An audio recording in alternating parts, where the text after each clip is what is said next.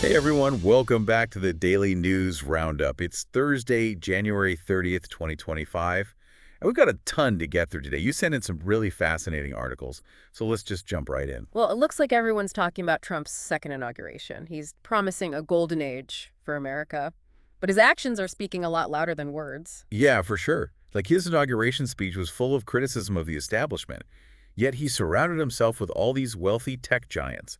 And then his first move, a whole bunch of executive orders, reversing the Paris Climate Accord, declaring a national emergency at the border to restart wall constructions. Like he's hitting the ground running, but in reverse. And then the pardons he issued, especially for those involved in the January 6th riot, those have really caused a lot of controversy. It makes you wonder about accountability and the rule of law. I totally agree. And speaking of complex situations, the ceasefire between Israel and Hamas is holding. Mm-hmm. So that's allowing aid to get into Gaza. But things are still looking pretty terrible on the ground. Yeah, thousands are still thought to be buried under all the rubble. And the UN is warning that Israel might annex the West Bank, which just adds another layer of tension. The release of some of the hostages is a little bit of good news, at least. But this conflict is going to leave some deep scars. Definitely. And, there's a group of eager refugees in Thailand. And they're in a really tough spot right now. They've been detained for like a decade. And now they could be deported to China. Yeah, that's really concerning. The potential for human rights abuses if they're sent back is just huge.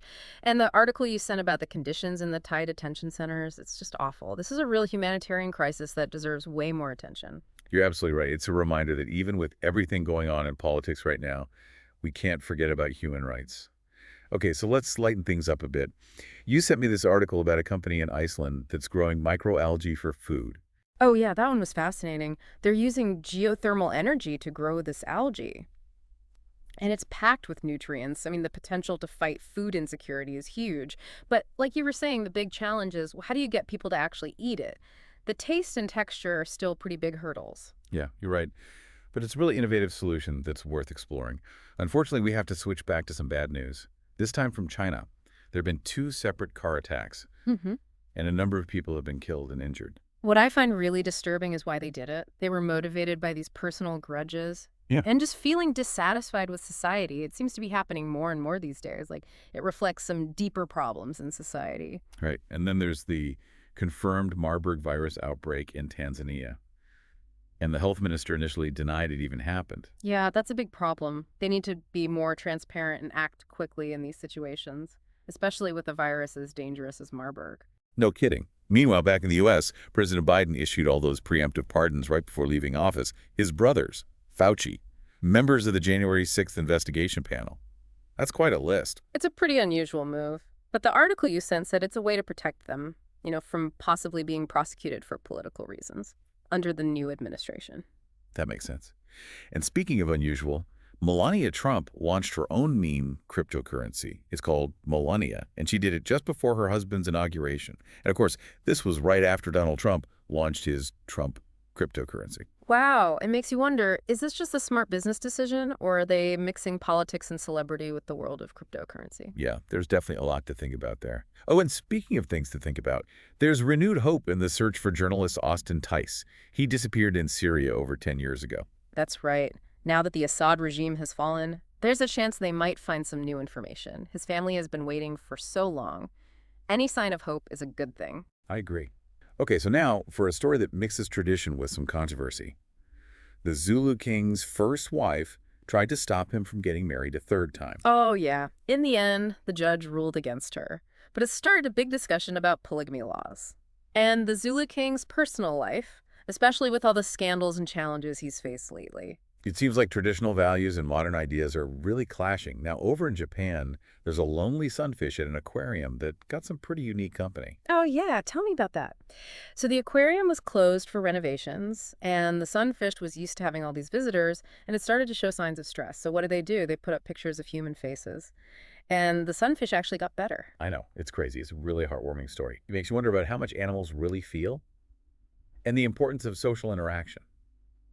Unfortunately, we have to talk about a really disturbing story now, this time from India. A hospital volunteer was sentenced to life in prison for raping and murdering a trainee doctor. That's awful. People are outraged. There have been protests. People want him to get the death penalty. They want justice and for women to be safe, especially in places like hospitals. You're right. It shows how much work we still have to do to make sure women are protected and safe. Meanwhile, back in Gaza, people trying to rebuild their lives after all the devastation.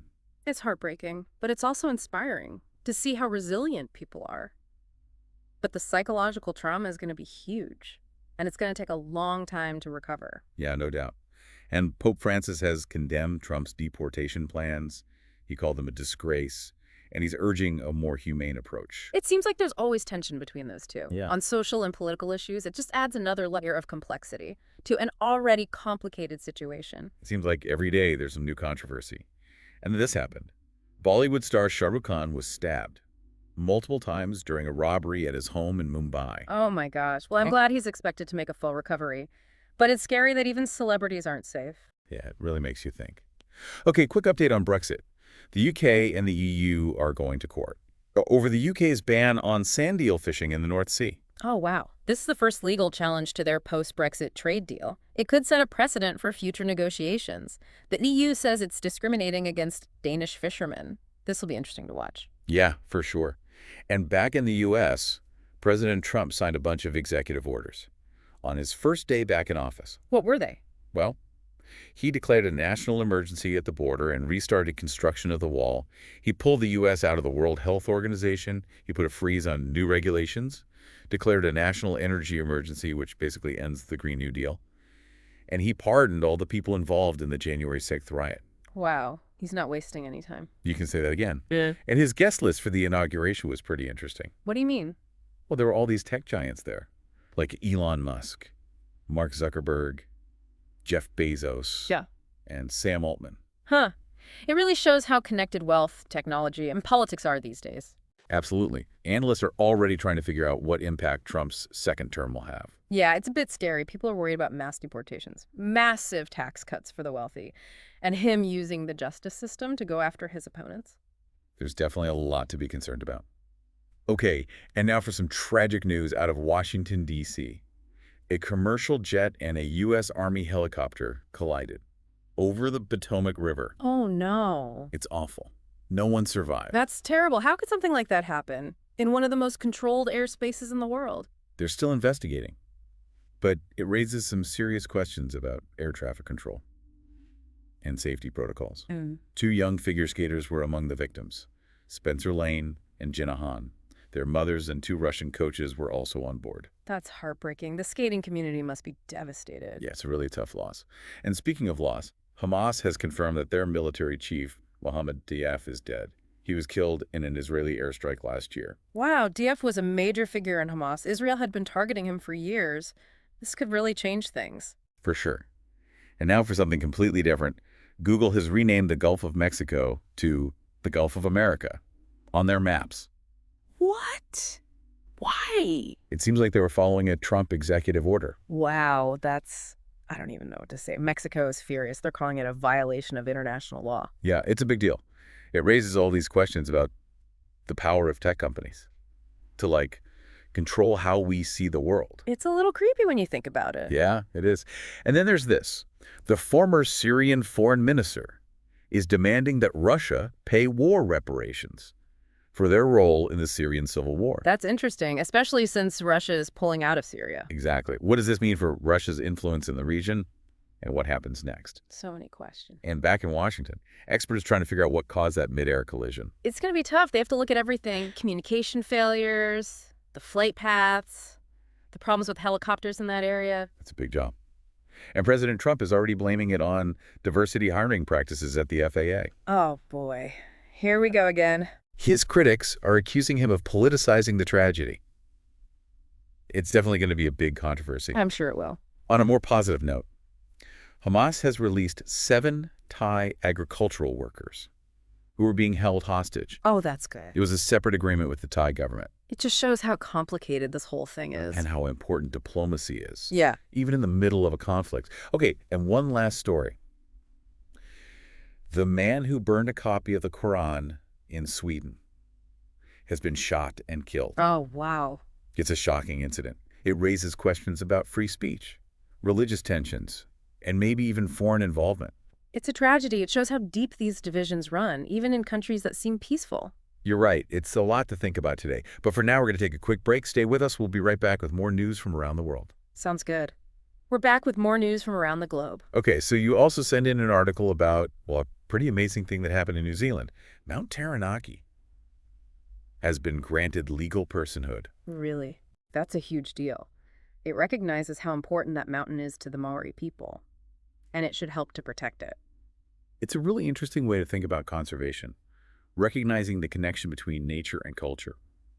But unfortunately, we need to talk about something a little bit more serious now.